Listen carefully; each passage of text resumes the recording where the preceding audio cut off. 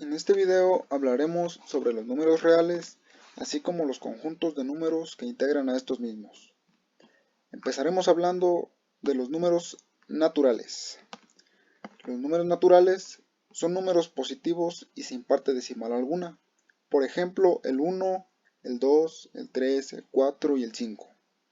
Algunas de las propiedades de estos números son que están contenidos en un conjunto de forma ordenada, se representan con la letra n. Los números naturales tienen un elemento mínimo y estos comienzan en el 0 y son infinitos. Algunos usos que les podemos dar en la vida cotidiana a estos números son para dar la hora en cualquier momento o para dar alguna fecha de cumpleaños. En física se pueden utilizar para comparar cosas y en algunas otras disciplinas para contar los elementos de algún conjunto. Ahora veamos los números enteros. Los números enteros son aquellos que no tienen parte decimal, ya sean estos positivos o negativos. Entre algunas de sus propiedades están que contienen a la totalidad de los números naturales y a sus inversos negativos, así como también al cero. Este conjunto se representa con la letra Z y pueden sumarse, restarse, multiplicarse o dividirse, pero siempre obedeciendo a las normas del signo resultante. Algunos usos que se les dan a estos números son en física para representar distancias, en economía y en la vida cotidiana para representar el valor del dinero, o en la vida cotidiana para contar objetos. Algunos ejemplos de estos números son el -2, el -1, el 0, el 1 y el 2. Ahora hablaremos sobre los números racionales. Los números racionales son aquellos que pueden representarse como cocientes de los números enteros.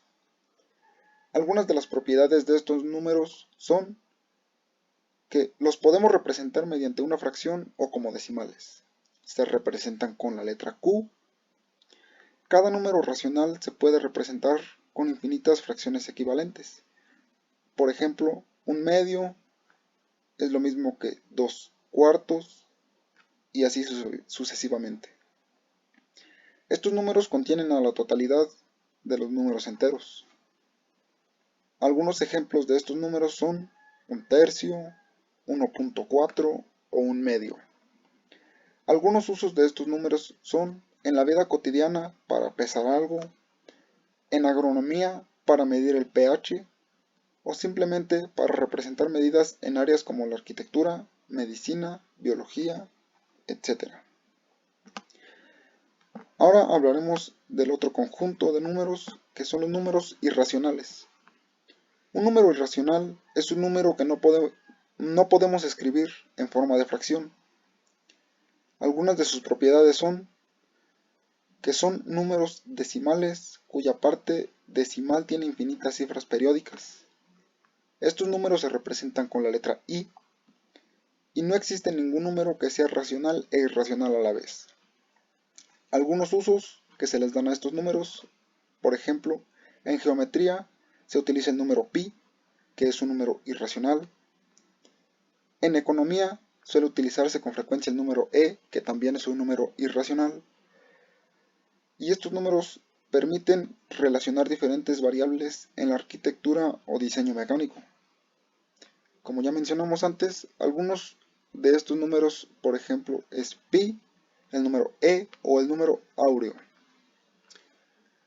Muy bien, pues esos son los conjuntos de números que integran a los números reales.